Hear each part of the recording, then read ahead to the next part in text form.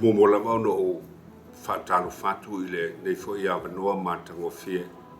Ia wālau whaafonga tutu i le manua. Ia meise o tangata Samoa lo o papa au ia tonu i whafu. Le ngata ia tonu i whafu i Amerika po Hawaii.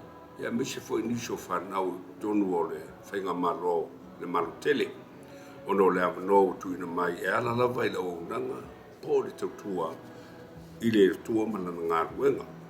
O awolo o iai tonu le kalesia whapatonga Kirisiana Mik Samoa. Ma o le tolu se furuvalu nei o tausanga. O avea mti akona. A mata mai a i tonu a o iai tonu al malo. Ia sa avea o mti akono. E ala fo telo nisi tofinga. Mai lo o le tautua i tonu al malo. Samoa ile avanoa. E whai au na avea fo i lok tangata. E whai ma tia kontaktai. E whai ma te fono. Ia e karisia i whafu. Mau e fo i lo avanoa o tute i o i Washington. I Fort Louis. Ia o le si tangata alo whanau o le atonu. Sa amata ina le karisia le tonu Fort Louis.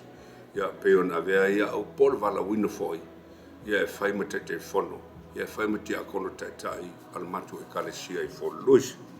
O tutonu Amerika Samoa nei no ua litaia fo i mai i le tausanga tasi la feiva slawi sutolu. Ia o lo tautua peito finga lea peo na uta ua wa tolu sulualu tausanga o lo tofitia kono.